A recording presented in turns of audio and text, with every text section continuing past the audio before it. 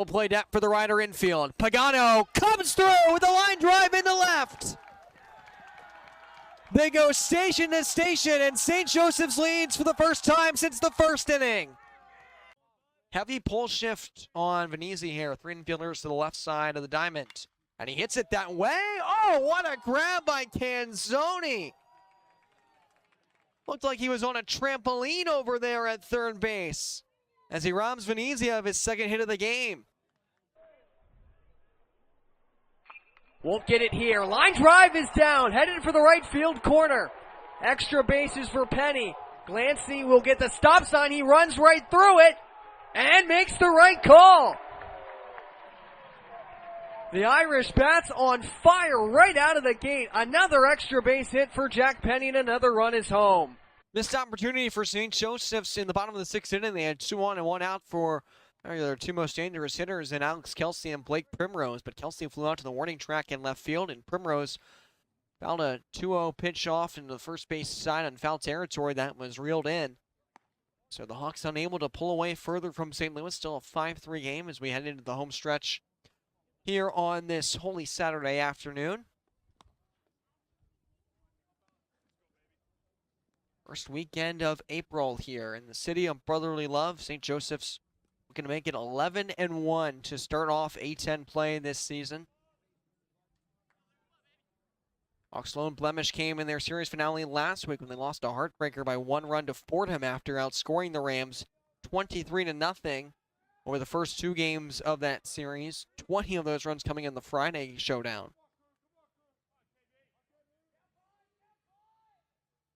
This is a Hawks offense that definitely has the ability to explode. Starting with the game before that one against Rider back on March 25th, St. Joseph's had double-digit runs in 4 out of 6 games. Won a wild 11-10 midweek against Rider. And had that aforementioned blowout win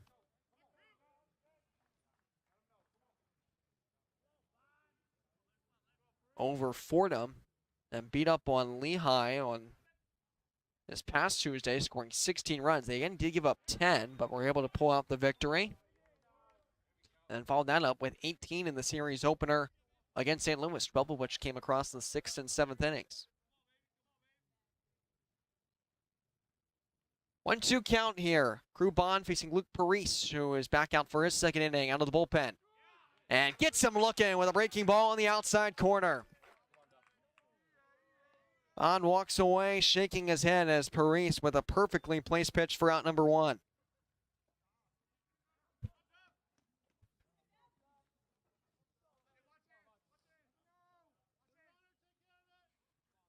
It's the first strikeout of the day for the junior Parise.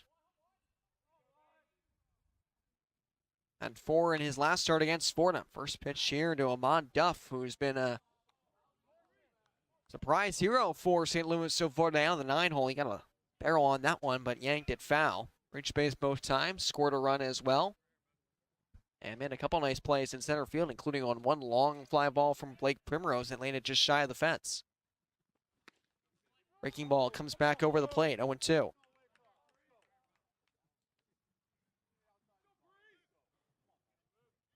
Parise pitched out of the bullpen each of the last 2 seasons for St. Joseph before making the move to the rotation this year.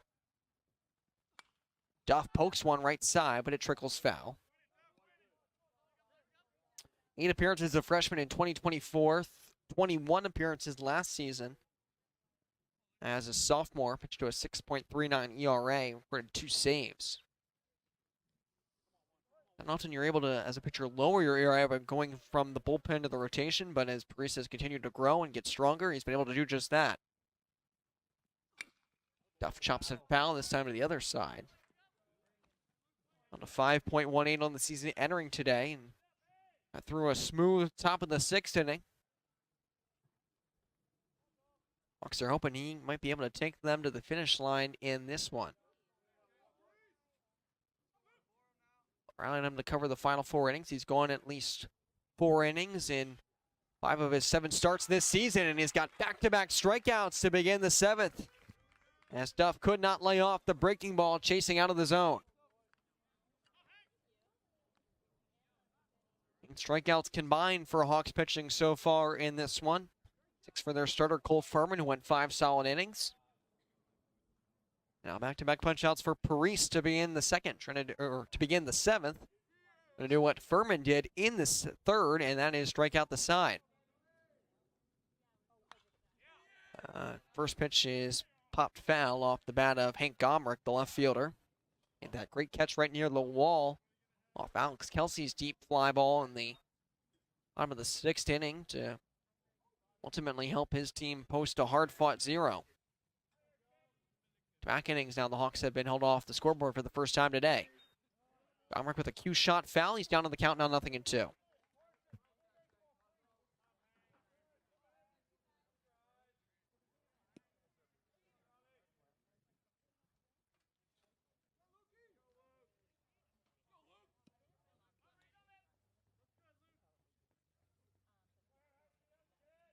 Parise comes set on 0-2. Got him swinging. Luke Parise strikes out the side in the top of the 7th inning. St. Joseph still remains with top with a 5-3 score. I'm just showing some of the out-of-town scores around the A10 on the diamond in this one. They're on a gorgeous Saturday afternoon in Philadelphia. They had some games go final. Davidson with a 4-0 win over George Mason. Rhode Island earlier has taken a couple games from VCU. Right now, that's one of 3 games in action. George Washington holds a 2-1 lead over St. Bonaventure in the 5th inning of that game. And Davidson out to a 2-0 lead over George Mason right now. Game just getting underway in the early stages.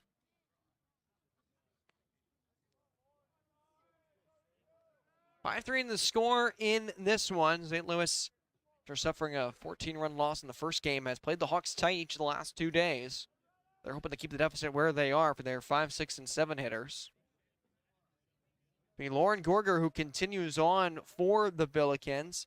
Get one more out, he'll tie his career high, or set his new career high, beg your pardon. So he's already gone through 3 innings of work here.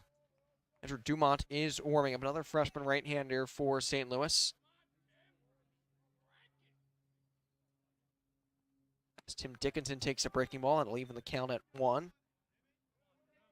Surprised to see Andrew Gaines, the senior right-hander and the St. Joe's closer, gonna been mulling about in the bullpen a little bit there. Luke Parise, I'm sure, would be good to go if Fritz Hamburg wants to stick with him. I might just decide to go with his closer, with the Hawks having the next 3 days off. Pop fly caught by Iffring in foul territory for out number 1 here in the bottom of the 8th.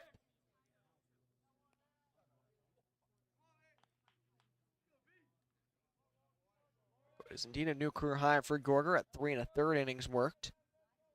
He has done a great job slowing down the Hawks offense that scored 5 runs in the first 4 innings of this game. He's coming in and put up nothing but zeros. So only managed 2 hits against him thus far, and he's done a good job throwing strikes. No walks or hit batsmen. All behind Alex Venezia, 1-0. It's his home run, Venezia's, in the 4th inning that currently stands up right now as the game-winning blow delivered by St. Joseph's. Even a 5-2 lead at the time. Billikens responded with 1 in the top of the 5th, but they have not been able to generate much offense since. Just 1 base hit over the 3 innings of work against Luke Parise out of the bullpen. Gorger pumps in another strike here, 1-2. Need a base runner if they're going to turn the lineup back over here in the bottom of the 8th inning. But I'm sure Coach Hamburg will probably be okay if Joey Gale's next at-bat doesn't come for a few more days. 2 here and outside.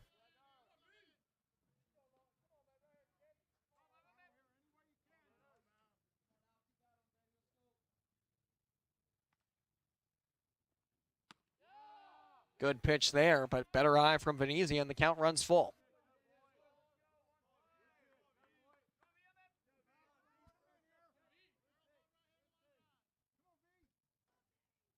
We're hoping to avoid that first walk of his outing. He'll for at least 1 more pitch. That one skied out of play.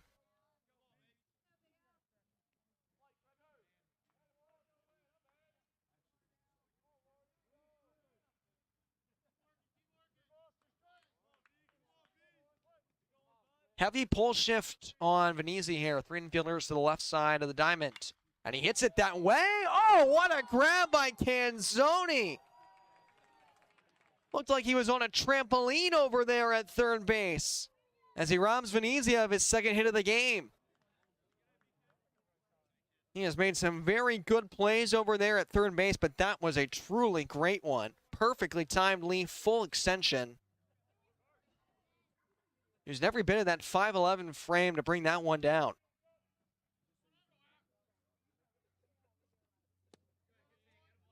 Ball 1 on Carson Applegate, who's 2 for 3 today.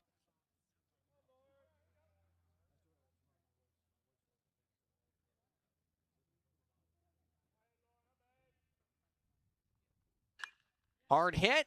This one does get down. Newig was not able to match Canzoni's leap. That would have been 2 of the best back-to-back catches you're going to see all season in the A-10. Rival just about anyone in college baseball, but instead it's the 3rd hit of the game for Applegate. And the top of the order will come up for St. Joe's in the bottom of the 8th.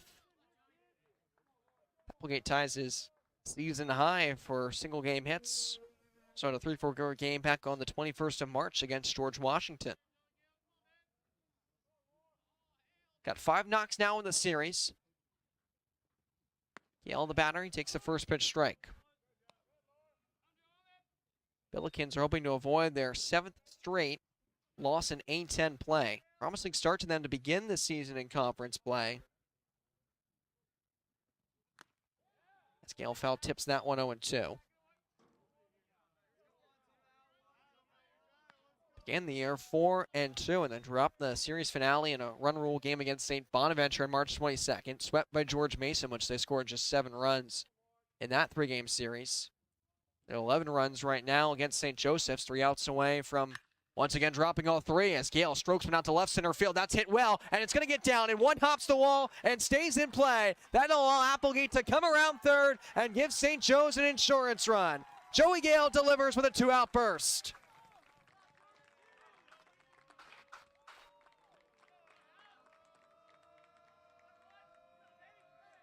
That's when it looked like St. Louis was able to get out of this inning unscathed once again. Back-to-back hard-hit 2-out knocks by Applegate and Gale, and the lead stretches out to 3.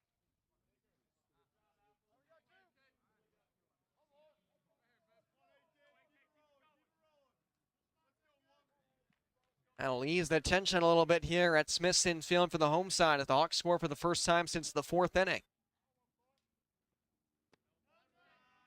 Alex Kelsey has been on base 3 times today. Watches one in the dirt.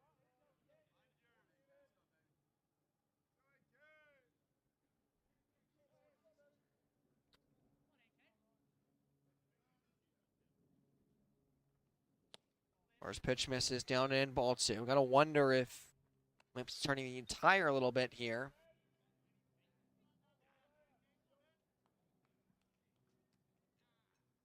Already a career high for the freshman in innings pitched at 3 2/3. He's thrown 55 pitches so far, where 56 is slash foul.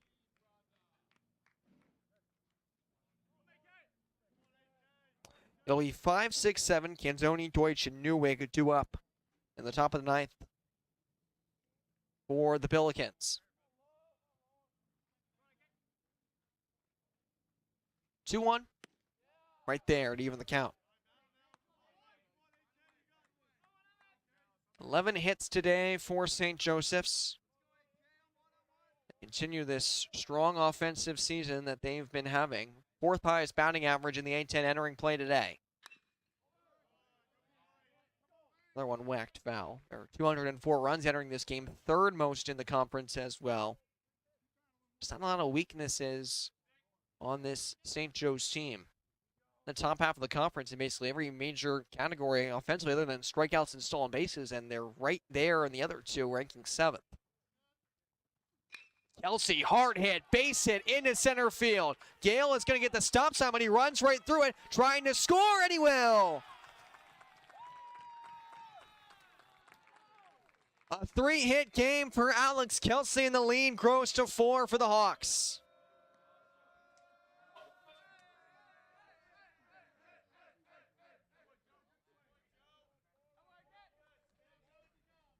Kelsey continues his big game with a rocket right up the middle that just missed taking Gorger's head off. Thankfully, it missed him, and the Hawks are thankful that it got through and that Gale decided to make his own decision there with 2 outs and head for home. 3 straight 2-out hits for St. Joseph's to put 2 late runs across and grow this lead out to 4.